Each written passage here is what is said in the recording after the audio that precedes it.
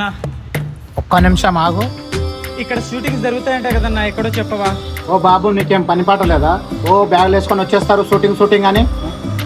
ఇక్కడ ఏ షూటింగ్ జరగట్లేదు, ఏం జరగట్లేదు. ఇంటికి పోయి చదువుకొని ఏదైనా పని చూసుకోపో. అది కాదన్నా. ఏ చెప్తే అర్థం కదా, వెళ్ళు. పచ్చా పచ్చని చేలల్లో పూసేటి పూల తావుల్లో నవ్వులు ఏరుతూ నడిచేద్దాము, చేతులు పట్టుకొన కొడుకా.